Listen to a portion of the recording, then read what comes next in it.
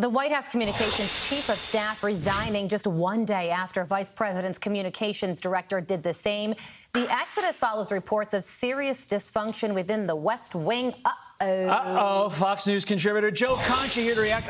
Is what Joe said when his Bears were losing this weekend. But I digress. Let's not get into football. Let's get into the news of the day.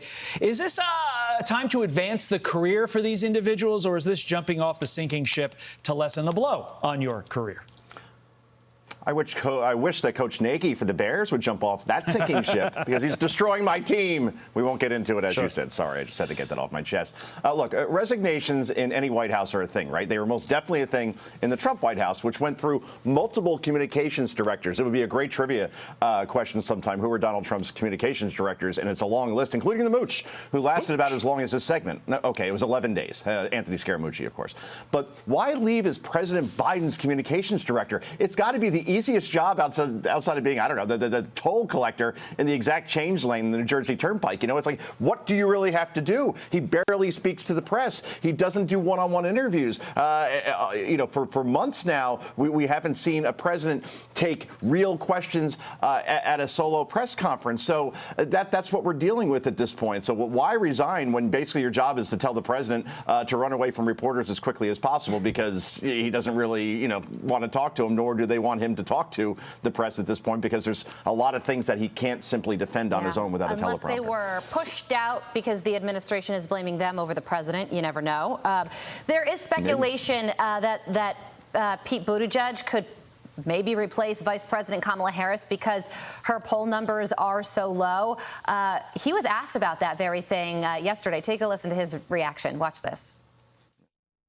At all impacted your relationship with the vice president, that it seems as if there's this narrative of a rivalry developing between the two of you?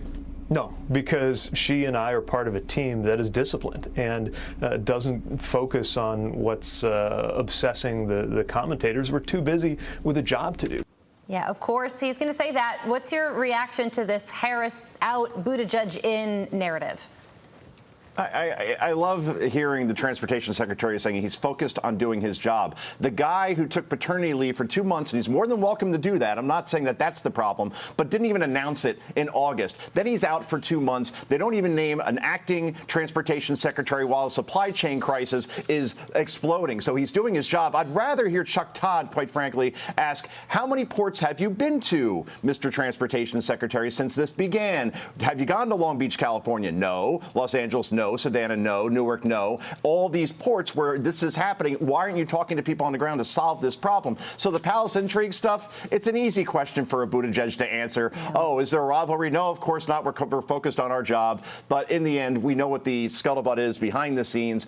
Donors really, really want Pete Buttigieg. Forget vice president. They want him to be the nominee in 2024 at the top of the ticket, because you look at the president's poll numbers, barely more than 1/3 of the country approves of this president's performance. 28% approve of Kamala Harris. That is not a winning ticket, particularly when you see inflation and you see the supply chain crisis we just talked about, and you see crime, and you see the border, and you see Afghanistan, and you see education, where Democrats are now the anti-parent party. At least that's the perception. Boy, I wouldn't want to be defending those records right now, Carly and Todd. Absolutely not. With Democrats as the party of race, you are taking on one heck of an optics nightmare if you are dropping an African-American vice president for a white male. I just think that would be crazy optics, but we will see. Democrats have done crazier things. You're right. There's definitely going to be pushback. Joe, thank you. Thank you. Go Bucks. Stop it. Stop that right now.